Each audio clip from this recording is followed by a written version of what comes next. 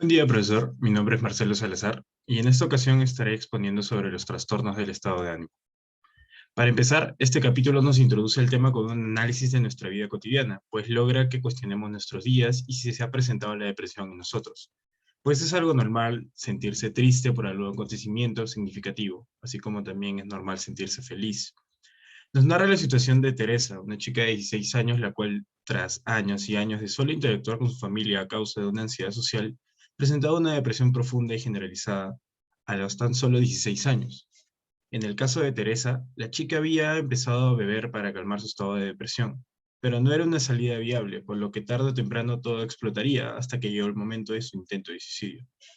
En este capítulo además se analizarán las diversas experiencias y síntomas emocionales relacionados con los estados de ánimo, además de detalles sobre los distintos trastornos, la relación entre la ansiedad y la depresión, los tratamientos y por último un análisis de lleno con el suicidio. Para empezar, empezaremos con una perspectiva general de la depresión y de la manía, pues todos los trastornos tratados se agrupan bajo el título de trastornos de estado de ánimo, por las desviaciones del estado de ánimo. La depresión de mayor gravedad es la llamada episodio depresivo mayor. Los criterios del DSM-4 indican que se trata de un estado de ánimo deprimido en extremo que dura al menos 2 semanas e incluye síntomas cognitivos y funciones físicas alteradas, hasta el punto que la más ligera actividad genera un esfuerzo abrumador. El episodio es acompañado por una pérdida de interés y de la capacidad de experimentar placer en la vida, incluidas interacciones familiares y logros. Los cambios físicos son fundamentales en este trastorno, pues señalan un completo episodio depresivo mayor. Si no se atiende, la duración del episodio es de alrededor de 9 meses. Podemos también entablar los criterios diagnósticos para el episodio depresivo mayor según el DSM-4-TR. Y para esto nos narra la presencia de 5 o más de los siguientes síntomas que voy a exponer a continuación durante 2 semanas, que representan un cambio con respecto a la actividad previa. Uno de los síntomas puede ser un estado de ánimo depresivo mayor por parte del día, casi cada día según lo que indica el propio sujeto, disminución acusada del interés o de la capacidad para el placer en casi todas las actividades, pérdida importante de peso sin hacer régimen o aumento de peso, insomnio o hipersomnia cada día, agitación o enlentecimientos psicomotores casi cada día, fatiga o pérdida de energía casi cada día, sentimientos de inutilidad, disminución de la capacidad para pensar o concentrarse, pensamientos recurrentes de muerte. Los síntomas no cumplen los criterios para un episodio mixto.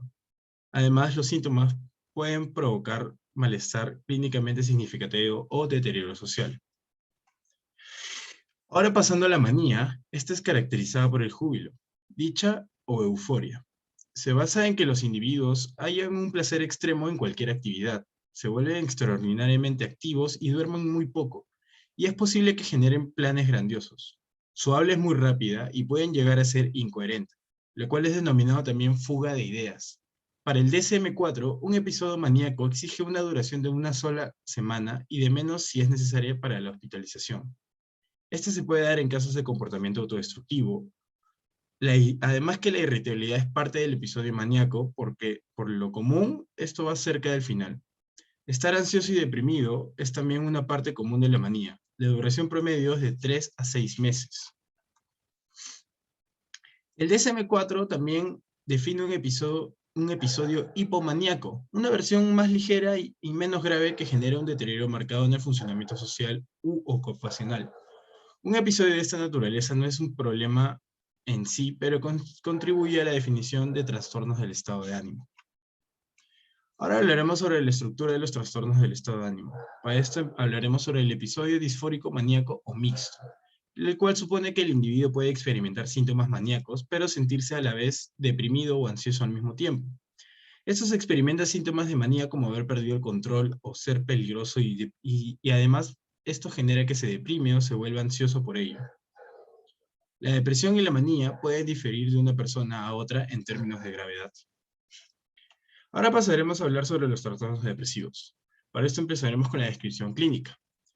Es más fácil de reconocer en el trastorno depresivo mayor episodio único. el cual es definido por la ausencia de episodios maníacos antes o durante el episodio. Se sabe que es poco frecuente que se dé un solo episodio depresivo aislado en la vida. Si se dan 2 o más episodios mayores separados por un periodo de al menos 2 meses durante los cuales el individuo no se deprime, se diagnostica como trastorno depresivo mayor recurrente. La recurrencia es muy importante para el pronóstico del curso futuro, lo mismo que para elegir los tratamientos convenientes. Personas con una depresión recurrente tienen un historial familiar de depresión, a diferencia de los que experimentan episodios únicos. Cerca del 85% de los casos del episodio único, la persona experimenta un segundo episodio y por ende satisface los criterios para el trastorno depresivo mayor recurrente. La depresión unipolar es casi siempre una condición crónica que crece y disminuye con el tiempo, pero que pocas veces desaparece. La cifra media de episodios depresivos a lo largo de la vida es de 4. El trastorno distímico comparte síntomas con el trastorno depresivo mayor, pero difiere en su curso. Los síntomas son más ligeros, aunque permanezcan sin cambios. Se define como un estado de ánimo persistente, deprimido, durante al menos 2 años, sin que el paciente esté libre de síntomas más de 2 meses seguidos. Difiere del episodio depresivo mayor solo en la gravedad, la cronicidad y el número de síntomas, los cuales son más leves y menos numerosos. La depresión doble se genera cuando se desarrolla primero el trastorno distímico en la edad temprana y luego se dan 1 o más episodios depresivos mayores. Ahora, hablando sobre el inicio y la duración de los trastornos depresivos, podemos saber que la edad promedio de la aparición para el trastorno depresivo mayor es de los 25 años a 29 años para personas que están en tratamiento. La incidencia de la depresión y el consiguiente suicidio parecen estar incrementándose de manera regular. Existe una tendencia a desarrollar depresión en edades cada vez más tempranas. La duración de los episodios depresivos es variable. Pruebas recientes indican también que existen subtipos importantes en el trastorno distímico. La edad característica de aparición es cerca de los 20 años, pero si se da antes de los 21, se puede asociar a 3 características de mayor cronicidad. Un pronóstico relativamente pobre y una probabilidad mayor de que sea un trastorno que se esté dando en la familia. El trastorno distímico puede durar entre 20 a 30 años. Vamos a hablar también sobre el duelo y el proceso del duelo a lo que puede generar la depresión. Pues si el duelo rebasa el tiempo normal, es un factor preocupante para los profesionales de la salud mental. Si se sobrepasa el año, las probabilidades de recuperación de una pena profunda sin tratamiento se reducen considerablemente. Muchos de los factores psicológicos y sociales relacionados con los trastornos del estado de ánimo en general pronostican también el desarrollo de una respuesta normal del dolor en una reacción de duelo patológico o reacción de duelo afectado.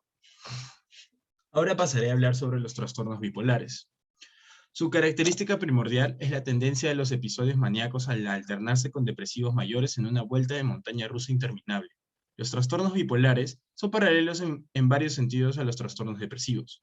Una versión más leve del trastorno bipolar es llamada trastorno ciclotímico. Los individuos suelen estar en uno u otro estado de ánimo durante varios años, con pocos periodos neutros. Este patrón debe durar al menos 2 años para que se cumplan los criterios del trastorno.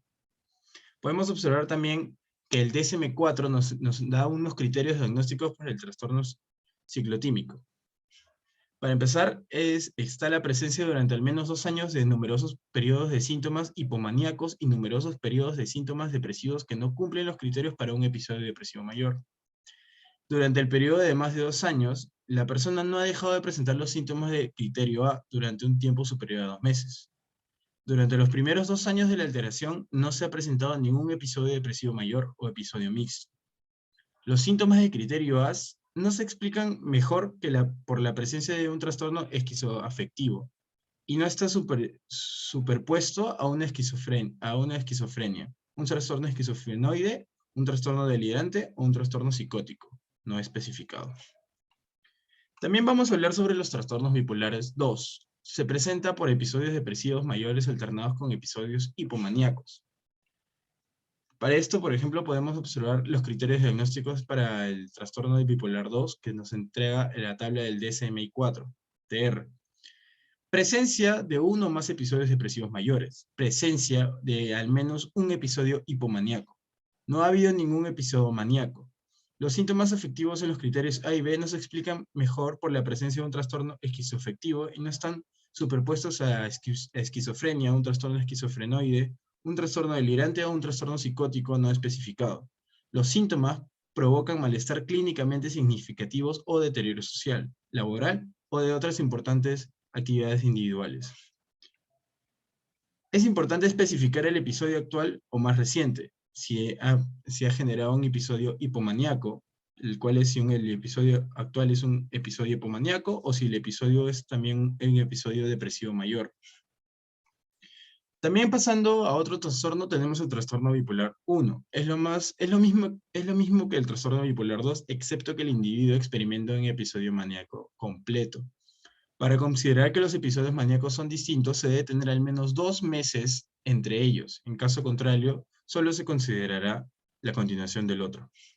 Hablando sobre el inicio y la duración de los trastornos bipolares, podemos observar que la edad promedio de aparición del trastorno bipolar 1 es de 18 años. En el caso de trastorno bipolar 2 es a los 22. Es una edad mucho más temprana que la del trastorno depresivo mayor, además de que los trastornos bipolares comienzan de manera mucho más aguda.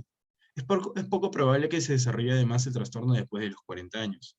Las estimaciones de intento de suicidio del trastorno bipolar oscilan de un promedio de 17% para el bipolar 1 a un 24% para el bipolar 2. Todo esto a diferencia de un 12% en la depresión unipolar. Además, tenemos que entender criterios de definición adicionales, pues existen 6 especificaciones básicas que describen el episodio más reciente de un trastorno del estado de ánimo: atípica, melancólica, crónica, catatónica, psicótica y de inicio al posparto. Con respecto a las atípicas, pueden aplicarse a episodios depresivos y de distimia, pero no a los maníacos. Los individuos duermen constantemente y se alimentan en exceso durante los episodios, aunque tienen una ansiedad considerable y pueden reaccionar con interés o placer. Con respecto a las melancólicas, puede aplicarse si se han cumplido todos los criterios de un episodio depresivo mayor. No se aplica en casos de distimia. Los indicadores comprenden además síntomas somáticos más graves como despertar muy temprano por la mañana, pérdida de peso, pérdida de líbido, culpa excesiva y anedonia.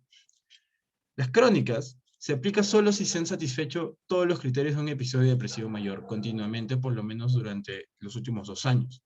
El trastorno distímico no se considera aquí. Las catatónicas pueden aplicarse a los episodios depresivos mayores e incluso a los episodios maníacos.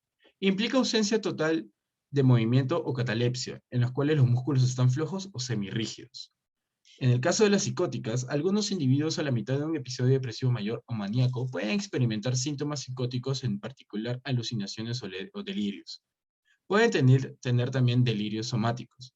Tales alucinaciones y delirios son llamadas congruentes con el estado de ánimo, pues se relacionan de forma directa con la depresión. En ocasiones muy particulares también se puede generar otro tipo de alucinaciones o ideas delirantes, como son los delirios de grandeza. Esto es un delirio incongruente con el estado de ánimo. Por último, tendríamos el inicio en el posparto. Esto puede aplicarse tanto a los episodios depresivos mayores como a los maníacos. Se caracteriza también por episodios maníacos o depresivos graves de naturaleza psicótica que se dan en primer lugar durante el periodo del posparto. Las reacciones menores a la adaptación del alumbramiento, a veces llamada depresiones posparto, duran unos cuantos días, entre 1 a 5 días después del parto.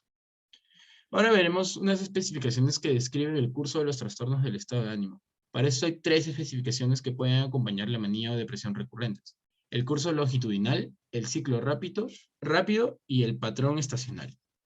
En caso de las especificaciones de curso longitudinal, es importante si el individuo ha tenido episodios mayores en el pasado, como el hecho de que se haya recuperado completamente en los anteriores. Es importante también saber que si el paciente con episodio mayor sufrió distimia antes del episodio o si el paciente con trastorno bipolar experimentó un trastorno ciclotímico previo. Los antecedentes pronostican una posibilidad decreciente de recuperación completa entre un episodio y otro. La observación longitudinal es importante para el trastorno depresivo mayor recurrente, el trastorno bipolar 1 y 2 también. Con respecto a la especificación de ciclo rápido, se aplica solo a los trastornos bipolares 1 y 2. Algunas personas pueden entrar y salir con mucha rapidez de los episodios maníacos o depresivos. Si una persona con un trastorno bipolar experimenta al menos 4 episodios maníacos o depresivos en un año, tiene un patrón de ciclos rápidos. El ciclo rápido no parece ser permanente. Por último, tendríamos las especificaciones de patrón estacional. Esta se aplica a los trastornos bipolares como el trastorno depresivo mayor recurrente. Se aplica también a los episodios que se dan durante ciertas estaciones del año. Algunos estados de ánimo pueden ligarse a las estaciones del año, y esta condición se considera trastorno afectivo emocional o TAE. Ahora hablaremos sobre la prevalencia de los trastornos del estado de ánimo. En niños y adolescentes, podemos observar que los niños de madres deprimidas manifiestan marcadas conductas depresivas, incluso cuando interactúan con un adulto no depresivo. Se ha observado en estudios según el libro que puede observarse depresión en niños de hasta 3 meses de edad. La mayoría de estudios concluyen que los trastornos de estado de ánimo son fundamentalmente similares en niños y adultos. La presentación en niños y adolescentes es muy seria por sus consecuencias. Las tasas de intento de suicidio se disparan en la adolescencia. En la vejez, entre el 18 y 20% de las personas mayores que viven en residencias pueden experimentar episodios depresivos mayores. La depresión de aparición tardía se asocia con marcadas dificultades para conciliar el sueño, con hipocondriasis y con agitación. En diferentes culturas también, algunas tienen, digamos, sus propias fases para la depresión. La forma en la que la gente considera la depresión puede verse influida por el punto de vista cultural del individuo. Ahora pasaremos a hablar sobre la ansiedad y la depresión, pues casi todos los pacientes deprimidos están ansiosos, pero no todos los ansiosos están deprimidos. Esto significa que la depresión no se halla en la ansiedad. Se encuentran síntomas específicos. En el pánico, los síntomas reflejan una activación autónoma, tensión muscular y la aprensión parecen reflejar ciertas ideas de ansiedad. Los síntomas de afecto negativo aislados frecuentemente son menos graves que los trastornos de ansiedad o del estado de ánimo completo, pero su presencia aumenta el riesgo de la aparición de trastornos más severos. Pasaremos a hablar ahora sobre las causas de todos esos trastornos. Para esto podemos hablar primero sobre las dimensiones biológicas.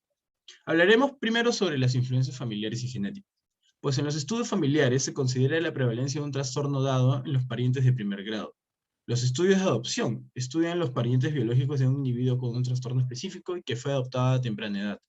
Pero por último, las mejores pruebas que se han realizado, más que nada en los genes de trastorno de estado de ánimo, provienen de los estudios de gemelos, en los que se examina la frecuencia con la que se presentan los trastornos en gemelos idénticos, en comparación con gemelos heterocigotos que comparten solo el 50% de los genes. Además de las influencias familiares y genéticas, tenemos lo que sería la conexión de la heredabilidad. Esto entre ansiedad y la depresión.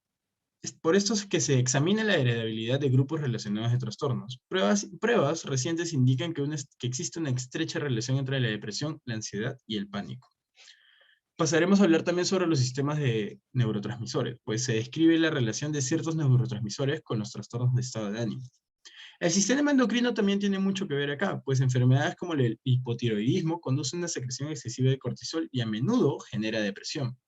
El sueño y los ritmos circadianos también pueden generar depresión, pues las perturbaciones del sueño, recordemos que son un síntoma característico de las enfermedades como la ansiedad y la depresión.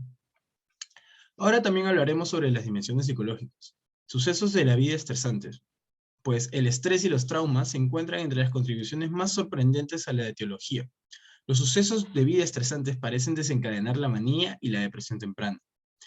Además tenemos lo que sería la indefensión aprendida, pues las personas que se vuelven ansiosas y se deprimen cuando hacen la atribución de que no tienen ningún tipo de control sobre el estrés que hay en su vida. Estos descubrimientos se llaman ahora la teoría de indefensión aprendida de la depresión. Los estilos cognitivos negativos. Para Aaron T. Beck propuso que la depresión tal vez sea un producto de una tendencia a interpretar los sucesos cotidianos de manera negativa y a ver las cosas de manera poco prometedora en vez de una manera positiva.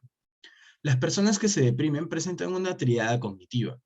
Piensan negativamente de ellos mismos, de su mundo inmediato y de su futuro.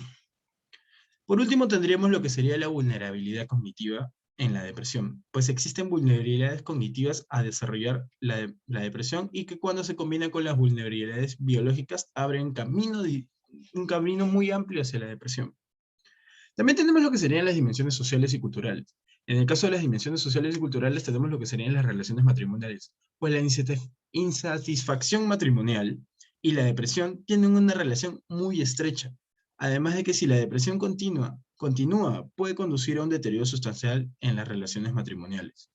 Un trastorno de estados de ánimo en las mujeres también presenta desequilibrios de géneros muy marcados. El apoyo social también es muy importante dentro de las dimensiones sociales y culturales. Por último, tendríamos lo que sería la teoría integradora, la cual junta todo en sí, empezando por la vulnerabilidad biológica, pasando por la vulnerabilidad psicológica y logrando llegar al suceso vital estresante. De esto llegaremos a tres cosas. A la activación de las hormonas del estrés con efectos de gran alcance en los neurotransmisores, a las atribuciones negativas, sensación de desesperanza, actitudes disfuncionales, esquemas negativos, y a los problemas en las relaciones interpersonales y falta de apoyo. Todo esto logrando llegar al trastorno del estado de ánimo. Pasaremos ahora a hablar también sobre el tratamiento que se da ante el trastorno del estado de ánimo. Para esto tenemos medicamentos. En el caso de los medicamentos tenemos los antidepresivos. Hay tres tipos de medicamentos que se emplean para los tratamientos depresivos. Los antidepresivos tricíclicos, los inhibidores de monoaminoxoda, que es más conocido como MAO, y los inhibidores selectivos de la recaptación de la serotonina. Los antidepresivos tricíclicos son tratamientos ampliamente utilizados. Se conoce más a la imipramina y la amitriptilina. Estos bloquean la recaptación de ciertos neurotransmisores, permitiendo la disponibilidad en el espacio intersináptico. Parecen ejercer mayor efecto por la desregulación de la norepinefrina. Los inhibidores de la MAO actúan de tal manera que bloquean la enzima monoamina oxidasa que descompone neurotransmisores como la norepinefrina y la serotonina. Además, se mantiene un espacio intersináptico, lo que conduce a una desregularización o insensibilización. Los inhibidores selectivos de la recaptación de la serotonina bloquean de manera específica la reabsorción de la serotonina, lo que aumenta los niveles de serotonina en el receptor. El fármaco más conocido de esta clase es la fluoxetina. Además de los medicamentos tenemos lo que se considera el litio, el cual es una sal común presente en el ambiente natural. Se encuentra en el agua que bebemos en cantidades reducidas. Para esto se debe regular la dosis para evitar la toxicidad y la disminución del funcionamiento de la tiroides. Es muy común también cuando se utiliza este medicamento el aumento de peso, pero posee una gran ventaja, pues es eficaz en la prevención y tratamiento de los episodios maníacos. Por eso es uno de los medicamentos más utilizados con el tratamiento de la bipolaridad. Tenemos también lo que sería la terapia electroconvulsiva, o TEC, la cual se utiliza desde tiempos mucho más atrás, pero ahora se trata como un tratamiento seguro y razonable, el cual es muy eficaz contra la depresión muy grave que no ha mejorado con otros tratamientos. Se anestesia a los pacientes y se aplican medicamentos de relajación muscular. Se administra una descarga eléctrica directamente al cerebro durante menos de un segundo, lo que genera un ataque y serie de convulsiones que duran unos minutos. También tenemos lo que vendría a ser los tratamientos psicosociales y la terapia cognitiva. Los tratamientos psicosociales son métodos cognitivos conductuales. Más que nada los tratamientos psicosociales abarcan la terapia cognitiva y la psicoterapia interpersonal. La terapia cognitiva, más que nada, es que a los pacientes se les enseña a examinar cuidadosamente sus procesos de pensamiento cuando están deprimidos y reconocer errores depresivos en sus pensamientos. El tratamiento también implica corregir errores cognitivos y sustituirlos por pensamientos o valoraciones menos depresivas y más realistas. Luego se centra en esquemas cognitivos negativos subyacentes que desencadenan errores cognitivos específicos. En el caso de la psicoterapia interpersonal, o PTI, se concentra en que el individuo resuelva los problemas de las relaciones existentes y aprenda a formar nuevas relaciones interpersonales importantes. Generalmente se comprende uno o más de 4 aspectos interpersonales, tales como tratar las disputas de rol interpersonal, adaptarse a la pérdida de una relación, establecer nuevas relaciones y corregir deficiencias en las habilidades sociales. Por último, tenemos lo que sería la prevención de las recaídas. Esto más que nada se basa en el tratamiento de mantenimiento para prevenir la recaída o la recurrencia a largo plazo. También se ha descubierto que tratamientos psicosociales breves como la meditación continua pueden resultar eficaces a la hora de prevenir las recaídas y los episodios recurrentes. Con respecto a los tratamientos psicosociales para el trastorno bipolar, aunque ya hemos aclarado que la medicación basada en litio es el tratamiento preferido para este trastorno, La mayoría de clínicos también destacan la necesidad de una intervención psicosocial para manejar los problemas interpersonales y prácticos. Por último, hablaremos sobre el suicidio. Con respecto a las estadísticas, observamos que en Estados Unidos toma la vida de más de 30.000 personas al año, pues el suicidio es la octava causa de muerte más importante en ese país, y se estima que la cifra real de muertes puede ser entre 2 o 3 veces más elevada. Es un fenómeno de gente blanca, pues los grupos minoritarios no recurren a esta alternativa violenta. Es 4 o 5 veces más probable que los hombres cometan suicidio que las mujeres. Los varones eligen en general métodos más violentos. La mayoría de personas se suicida durante la vejez y casi todas las mujeres durante la mediana edad. Si bien los hombres cometen suicidio con mayor frecuencia, son las mujeres en todo el mundo que lo intentan 3 veces más. Las causas del suicidio se puede llevar a concepciones anteriores, pues existen tipos de suicidio formalizados como el harakiri. A esta modalidad se le conoce como un suicidio altruista. A su vez existe otro tipo de suicidio llamado el egoísta, pues se genera por la pérdida de apoyo social. Los suicidios anómicos son resultados de fuertes trastornos como la pérdida súbita de un trabajo, y los suicidios fatalistas son la consecuencia de la pérdida de control sobre el propio destino. También hablando sobre ya los factores de riesgo que presentan los suicidios, para esto se presenta la autopsia psicológica para entender el perfil psicológico de la persona que comete suicidio y así se reconstruyen mediante amplias entrevistas con los amigos y familiares las causas que llevaron a esta persona a cometer dicha actividad. Para esto se investiga sobre la historia familiar, pues si un miembro de la familia se suicida, hay un riesgo creciente de que también lo haga alguien más dentro de la familia. Con respecto a la neurobiología, los bajos niveles de serotonina tal vez están asociados al suicidio y con los intentos de suicidio violento. Los trastornos psicológicos existentes también se asocian a los factores de riesgo, pues el suicidio se asocia con los trastornos de ánimo. En adolescentes el comportamiento suicida es de gran medida una expresión de depresión grave. Los sucesos vitales estresantes. Esto más que nada se basa en el factor más grande que son los acontecimientos graves y estresantes que experimentan como vergonzosos o humillantes, como el fracaso en la escuela o el trabajo, como un arresto o el rechazo a ser querido. El abuso físico y sexual también es una fuente importante de estrés. Para hablar sobre el tratamiento debemos aclarar que no existe un tratamiento específico para el suicidio, pues no se puede predecir. Los profesionales de la salud están muy bien preparados para evaluar posibles ideaciones suicidas, además de que logran revisar la existencia de los factores presentes que pudieran señalar una probabilidad alta de suicidio de la persona. Por último, para llegar a una conclusión, los trastornos del estado de ánimo afectan muy profundo la vida de las personas que los padecen y es importante reconocer cuándo se presenta la depresión o la manía para así identificar qué trastorno se está padeciendo, además de seguir con un tratamiento viable para poder mantener el curso normativo de la vida. Sobre todo es muy importante reconocer también los eventos que puedan causar un suicidio o cuando una persona está afrontando un problema como tal. Pues como futuros psicólogos o profesionales de la salud debemos reconocer los factores de riesgo para así prevenir que personas que padezcan de alguno de estos factores cometan un suicidio. Eso sería todo por mi exposición. Mi nombre es Marcelo Salazar y muchas gracias.